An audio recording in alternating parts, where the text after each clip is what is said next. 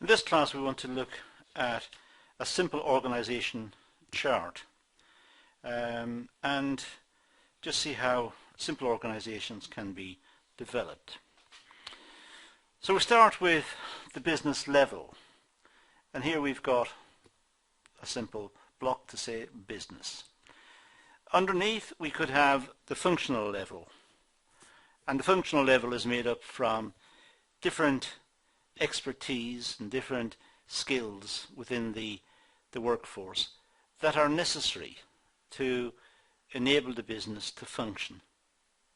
So for example, there may be a research and development department which is necessary to innovate the product and to bring in new products, perhaps related to the existing product but new ones nonetheless, to capture new requirements in the marketplace. And the research and development people may be guided in their efforts by feedback coming from the marketing section. They may also be influenced by manufacturing, because it's the manufacturing side that will tell them what is possible and what is not possible.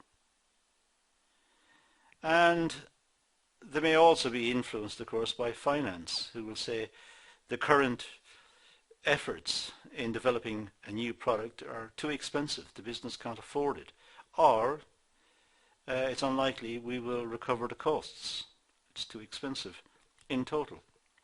So the functional levels are related, but that's one way of organizing the business, to simply see the business. The business could be seen as the CEO and the senior management, and under them various functions. So we have as set out here. Now let's look at a simple organizational chart. So we've got the corporate level, say multi-business corporation. Underneath we have the functional, so we have, as I said earlier, the various functional forms and various departments. And under that again we could have the business level, so we could have various businesses. This is a multi-business corporation, so we could have various businesses all drawing on the expertise and the facilities of the various functional levels. So having a research and development department is a good idea, but in this case it's a really good idea because there are 3 businesses that are tapping into the research and development department. So the research and development department may be larger, it may have more expertise, there may be better ideas floating around, and it's looking at 3 businesses as opposed to 1. Manufacturing may have some spare capacity because of some machines are not used fully in one of the businesses, but if there are 3 businesses, that slack may be picked up more effectively. So machines may be utilized better by having this structure. And so on for marketing. They're able to use their market expertise for 3 businesses as opposed to 1, which means they have a greater depth of analysis and data and contacts and understanding of market requirements. So for 3 businesses is better than 1. Same for human resources and for finance. And there may be other functional classifications here that I haven't listed. There may be others depending on the nature of the business. So this organizational chart has at the top, it's a multi-business corporation. It has various functional businesses, and these feed into, in this case, 3 businesses. Now it may be structured differently. Here we've got the corporate level, multi-business corporation, the functional level and the business level, but it could be structured like that. So we have, let's say, 2 businesses, and each of the businesses has their own functional areas. And in fact that's quite commonplace. But you need to contrast the advantages of having the functional areas under each business. So business 1 has got research and development, business 2 has got research and development. Business 1 has human resources and Business 2 has human resources. You need to contrast that with what I was suggesting earlier, that they share each of the functions, and because they're able to share them, there may be greater benefits accruing from that, because the research and development people will have more ideas, there'll be better staff in there, there'll be more staff, there'll be better cross-fertilization of ideas. And with marketing, there'll be greater depth of understanding of the market and of customer requirements. And so you need to contrast that with what we've got here, which is a much more standalone type. Each business has got all of its functional areas, and it makes a profit, and it feeds the profit back to the multi-business corporation at the corporate level. So we have, in this case, we've got two businesses, we might have many businesses. And as I said, this is quite common, but just it may not be the most efficient. The previous one may be more advantageous. It may not, depends. An example of a non-related product business, and note here, by itself, a strategic business unit can be considered as a related product business.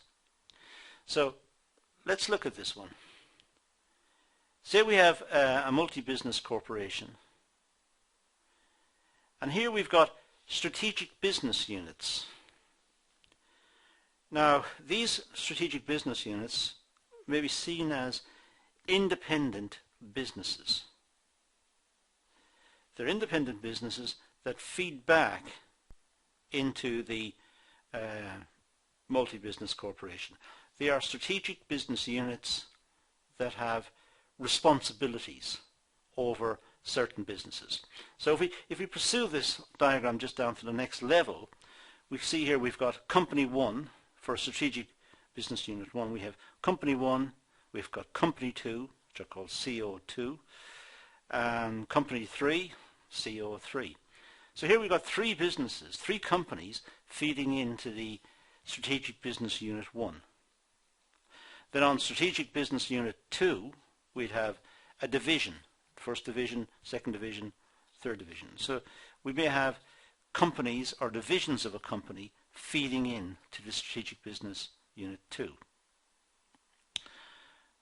So what we've got here is the multi-business corporation at the top, then the strategic business unit who is responsible for perhaps several companies underneath.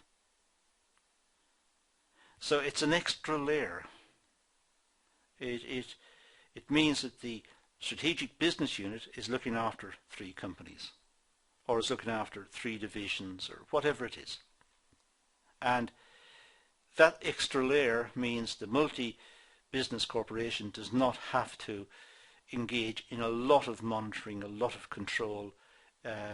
It really sits at the very top, making top-level strategic decisions.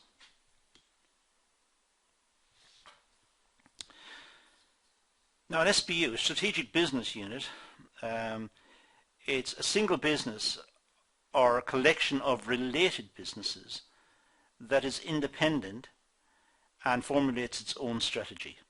So it's independent, it's not related to Strategic Business Unit 2, it's got its own identity, and it formulates its own strategy. It's looking to formulate its own strategy, which it filters down to the different companies, and the companies themselves will formulate strategies and feed it upwards. And so it's quite an independent structure. It's simply an extra layer that fits in there, that fits in between the multi-business corporation and the companies.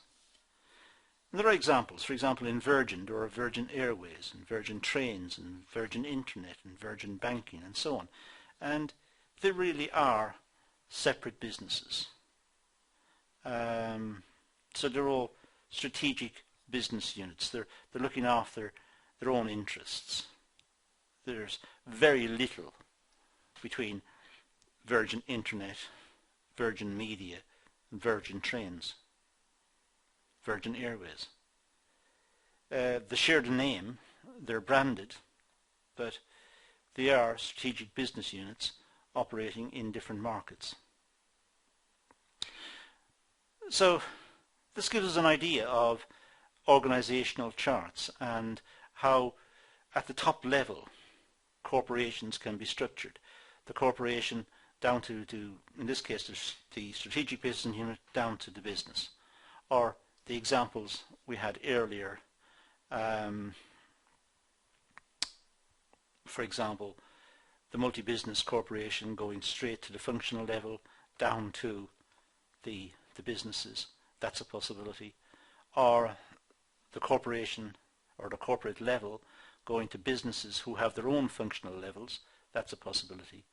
And of course now we've got to the example we're just dealing with now, where we have strategic business units. So this gives us an example of organisational charts for businesses at the top level.